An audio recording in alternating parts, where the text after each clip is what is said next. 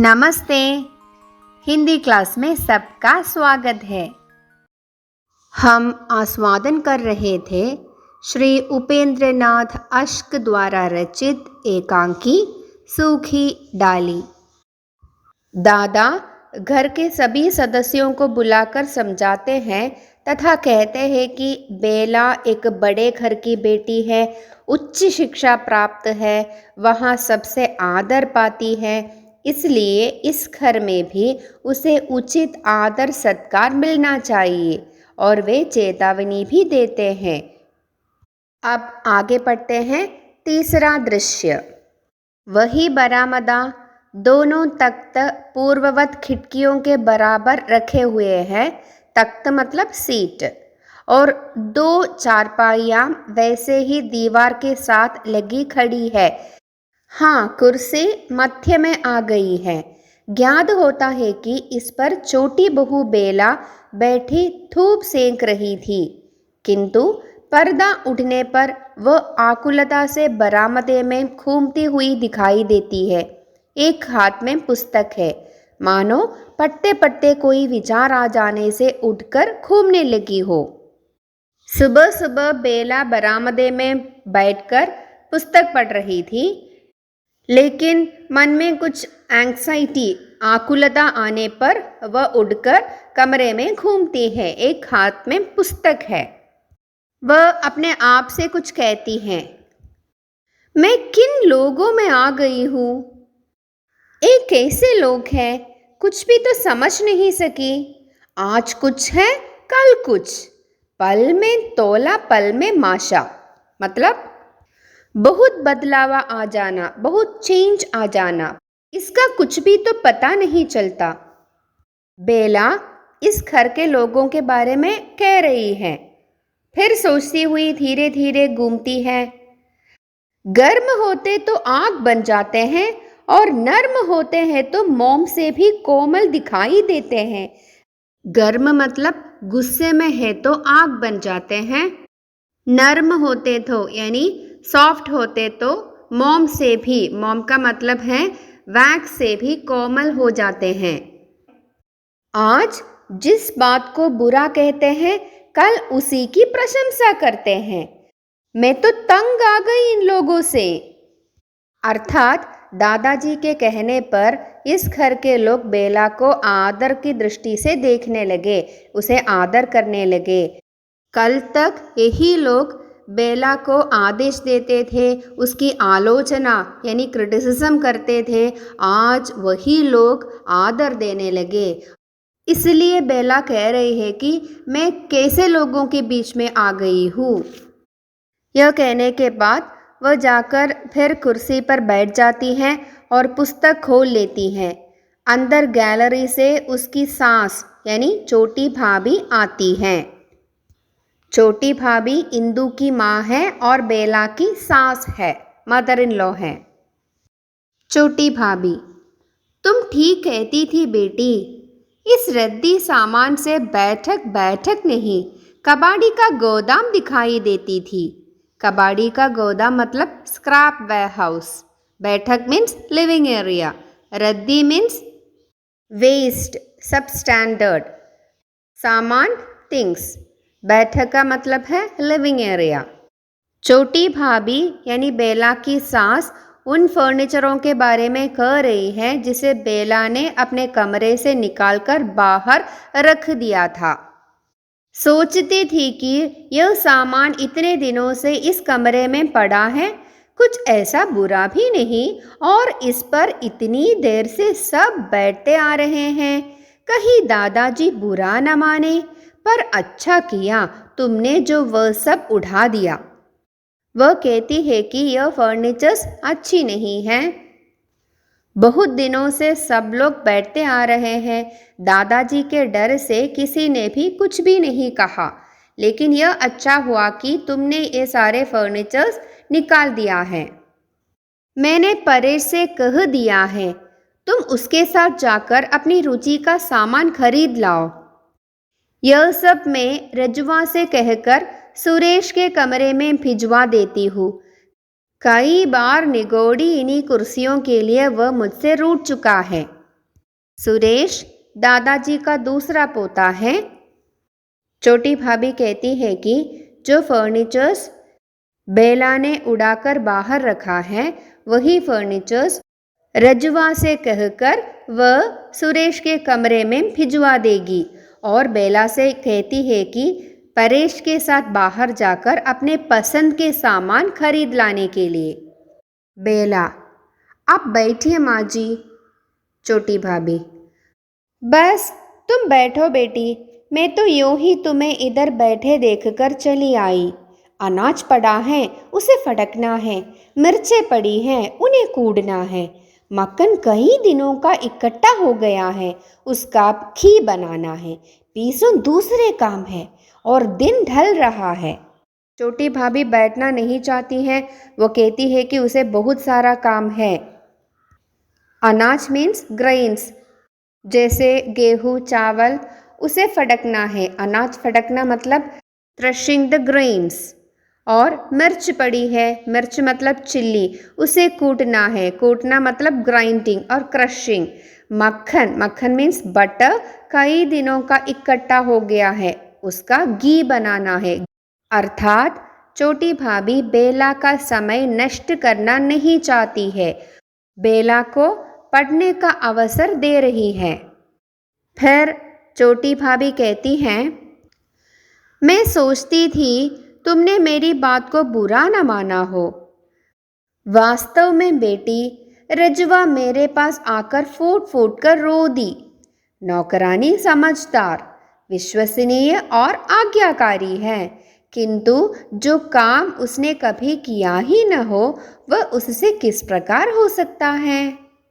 छोटी भाभी कहती हैं, बेटी तुम बुरा मत मानिए। रजुआ, यहाँ रजुआ कौन है? नौकरानी है जिसके साथ बेला का झगड़ा हुआ था पहले दृश्य में। छोटी भाभी कहती है कि रजुआ यानी नौकरानी रो रही थी। रजुआ बड़ी विश्वसनीय है, ट्रस्टफुल है, समझदार है, इंटेलिजेंट है, आज्ञाकारी है, हर बात को मानती है, बहुत ओबीडियंट है, किंतु जो काम वो जानती नहीं है वो कैसे कर सकती है बेटी। बेला उठ जाती है और अपनी सास से कहती है, आप बैठिए तो। छोटी भाभी उसके कंधों पर हाथ रखकर उसे बैठाते हुए, बैठो बैठो बेटी, कष्ट न करो, मैं तुम्हारा अधिक समय नष्ट न करूंगी, मैं तो केवल तुमसे उसकी सिफारिश करने आई थी। सिफारिश करना मतलब टू रेकमेंड। छोटी भाभी रजुआ की रिकमेंडेशन लेकर यहाँ आई है। भावुक स्त्री है, जल्दी ही बात का बुरा मान जाती है। भावुक मतलब सेंसिटिव। तुम योम करना कि जो ही नया फर्नीचर्स आ जाए अपने सामने लगवाकर रजुआ को एक बार छाड़ना बुहारना सिखा देना, फिर वह गलती नहीं करेगी। न हो तो कभी मुझे बता देना, मैं उसे समझा दूंगी। छोटी भाभी बेला से कहती है कि जब वह नए फर्नीचर्स ले आएगी ना, तब रजुआ को एक बार सिखा देना कि किस तरह इसकी सफाई की जाती है। झाड़ना बुहारना मतलब सफाई करना, साफ सफाई करना। फिर से रजुआ गलती नहीं करेगी, नहीं तो छोटी भाभी उसे समझा देगी। यह सुनकर बेला कहती है, नहीं नहीं, आप ये क्या कह रहे हैं ऐसे। सास यहाँ मतरन लो यानी छोटी भाभी। तुम पढ़ी लिखी समझदार हो बेटी, इसलिए तुमसे इतना कह दिया है, यो तुम न चाहो तो कोई दूसरा प्रबंध हो जाएगा, तुम इस बात की तनिक भी चिंता न करो। छोटी भाभी कहती है कि बेला पढ़ी लिखी है, समझदार है, रजुआ को अगर वो रखना चाहती है तो रख लीजिए, नहीं तो कोई और प्रबंध किया जाएगा। प्रबंध मतलब arrangement, we will do some other arrangement. और बेला को इस बात की चिंता करने की कोई ज़रूरत नहीं। इतना कहकर छोटी भाभी चलने को उद्यत होती है, means he is getting ready to go. Bela, आप बैठे तो सही। सास, नहीं नहीं, तुम अपना पढ़ो, मैं वृथा तुम्हारा समय नष्ट न करूँगी। वृथा मतलब बेकार, simply I will not waste your time. यह कहकर छोटी भाभी चली जाती हैं। बेला पुस्तक बंद करके लंबी सांस लेती हुई जैसे अपने आप से कहती है, इन लोगों को कुछ भी तो समझ नहीं पाती। ये माँ जी एकदम कैसे बदल गई। अभी परसों मुझे इसी रजवा के लिए डांट रही थी, इनका कुछ भी तो पता नहीं चलता। बेला कहती है, परसों यानी डे बिफोर एस्टरडे माताजी यानी छोटी भाभी इसी रजवा के लिए बेला को डांट रही थी, उसे स्कोल्ड कर रही थी। अब देखिए क्या कह रही है, बिल्कुल बदल गई। बेला के समझ में कुछ नहीं आ रही है। फिर पढ़ने लगती है। बड़ी बहू और मंजली भाभी बाहर के दरवाजे से प्रवेश करती हैं। मंजली भाभी, क्यों बेटी, अब रजवा कुछ काम सीख गई है या नहीं? जरा हंसती हैं। बुढ़िया है तो सयानी।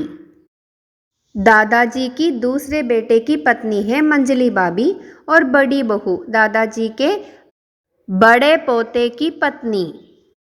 मंजली भाभी पूछती है, क्या रजुआ ने कोई काम सीखा?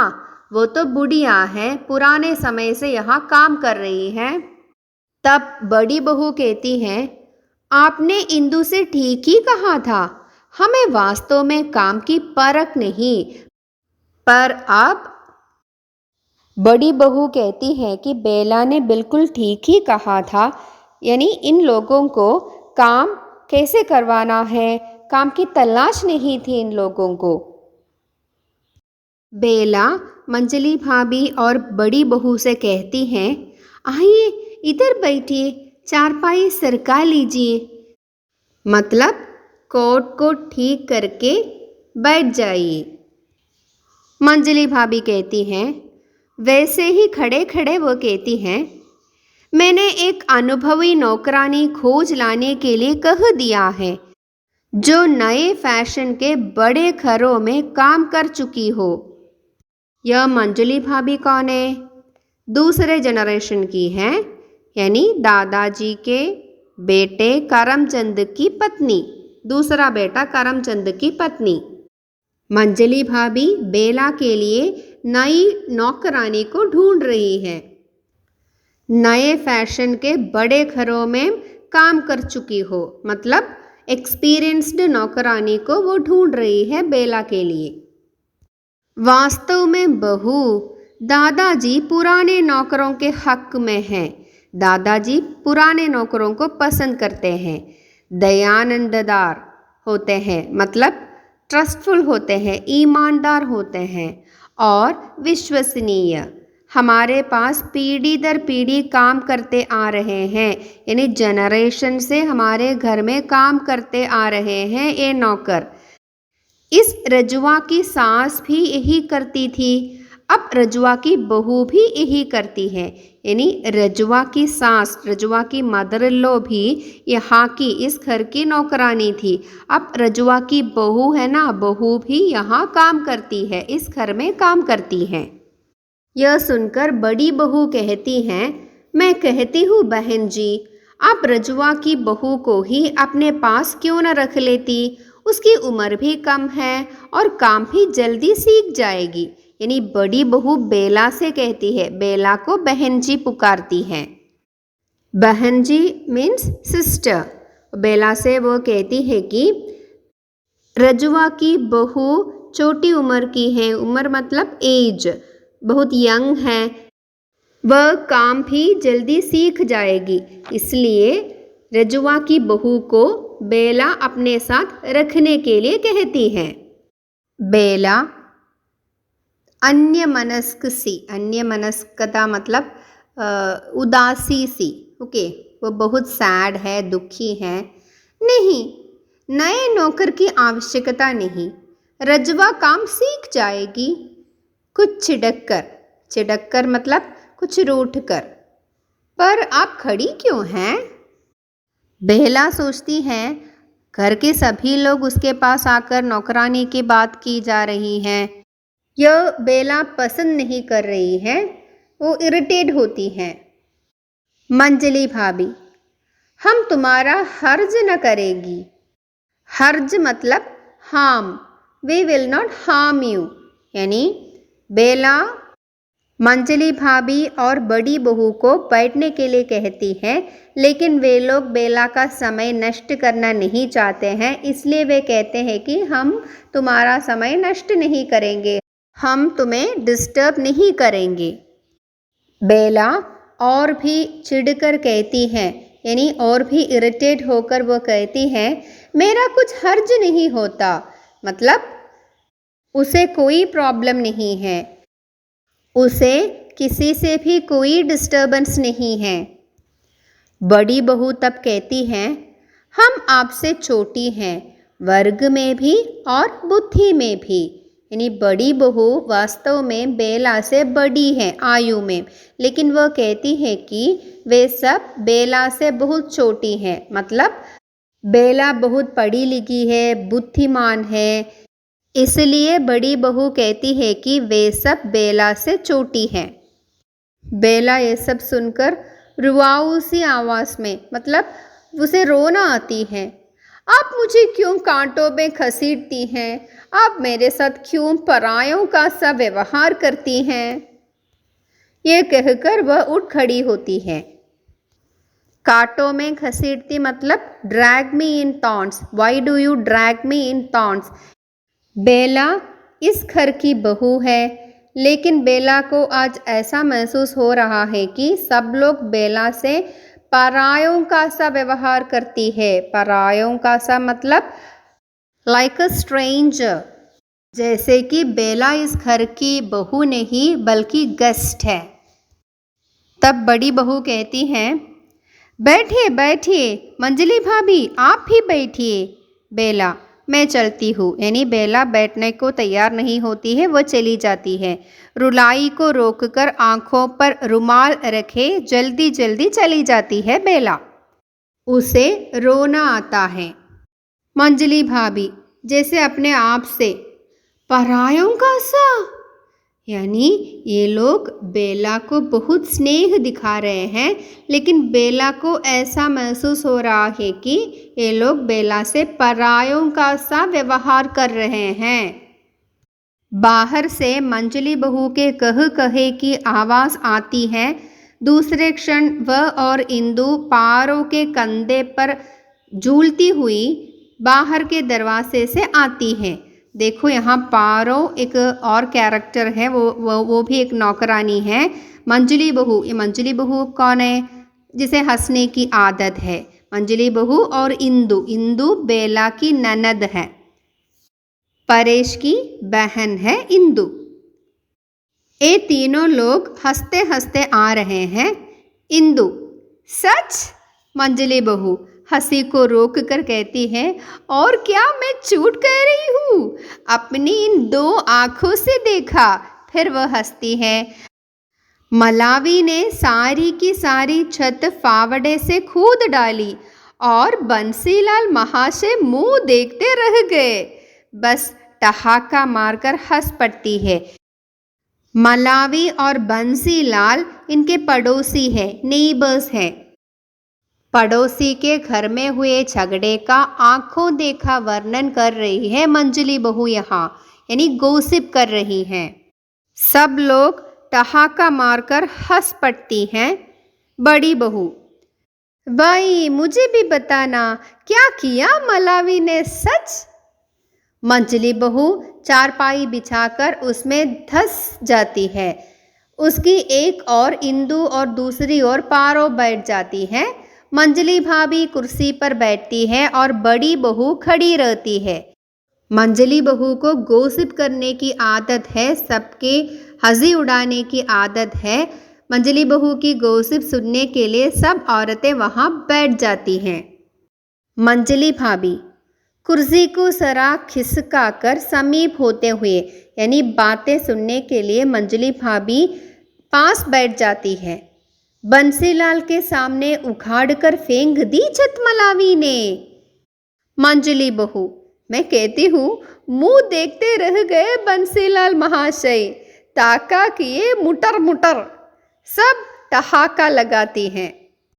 बड़ी बहू, अरे कौन सी छत खोद डाली, ये तो बताओ। मंजिली बहू, रसोई की। और कौन सी? अभी 2 घंटे भी नहीं हुए कि राज मजदूर छत डालकर गए और बंसीलाल कारीगरों और मजदूरों से निपटकर अभी दुकान को गया था कि आ गई इधर से मलावी मारो मार करती। जाने किसने उसे जाकर बताया कि तुम्हारे देवर ने अपनी रसोई पर छत डाली है। लेके फावड़ा, बस सारी की सारी छत उसने खोद डाली। बंसीलाल तब पहुंचे तब अंतिम कड़ी भी उखाड़ चुकी थी। तब क्या करते, बस ताका किए मुटर मुटर। यह सुनकर मंजली भाभी को छोड़कर सब हंसती हैं। पड़ोसी के घर में हुए झगड़ा बता रही है मंजली बहू यहाँ। मलावी का देवर, मलावी पड़ोसिन है, मलावी का देवर बंसीलाल कुछ मजदूरों को लाकर अपने घर के रसोई के ऊपर छत बनवाई थी। मलावी ने क्या किया, बंसीलाल के दुकान जाते ही उस छत को तोड़ डाली। मंजली भाभी, पर बंसीलाल का लटका? मंजली बहू, गली के सिरे पर खड़ा ताल ठोंक रहा है। ताल ठोंक रहा है मतलब ललका रहा है, चैलेंज कर रहा है। जंघा पर हाथ मारकर बताती है कैसे ताल ठोंक रहा है। इंदु, ताल ठोंक रहा है? मंजली बहू कहा लगाती है, यानी वह हंसती है। सच ताल ठोंक रहा है, यानी ललका रहा है, चैलेंज कर रहा है कि मैं ट्यूटी की छत खोद डालूंगा, मैं मकान को खंडहार बना दूंगा, मैं यह करूंगा, मैं वह करूंगा। और इधर मलावी कमर कसे खड़ी है कि आए जो माई का लाल है, रखे पाव घर के भीतर। एक ने छत तोड़ दी, दूसरे ने आकर कहा कि मैं वह करूंगा, मैं यह करूंगा वगैरह। दूसरे घर के झगड़े का आंखों देखा वर्णन यहाँ मंजली बहू बताती है और सब यह सुनकर हंसती है। तब इंदु उंगली ओठों पर रखकर, भाभी आ रही है, भाभी आ रही है। हंसी एकदम बंद हो जाती है, सन्नाटा छा जाता है। बेला एक हाथ में बंद किताब थामे धीरे धीरे सीढ़ियां उतरती है। बेला, क्यों जीजी, आप चुप हो गई? जरा हंसकर, किस बात पर कहे लगाए जा रहे हैं? मंजली भाभी कुर्सी से उठकर यूं ही हंस रही थी। आओ इधर कुर्सी पर बैठो। बेला, नहीं नहीं, आप बैठिए, मैं इधर तख्त पर बैठ जाती हूँ। मंजली बहू जल्दी से उठकर, आइए आप इधर बैठिए। इंदु और पारो दोनों चारपाई से उठ जाती हैं। आइए आइए आप इधर बैठिए। सभी औरतें बातें कर रही थी। बेला यहाँ इन्वॉल्व होने के लिए आ रही थी, लेकिन सभी लोग बेला को कुछ ज़्यादा इज्जत दे रहे हैं, कुछ सम्मान दे रही हैं सभी औरतें। आगे क्या होता है यह हम अगले वीडियो में पढ़ेंगे। तब तक के लिए धन्यवाद।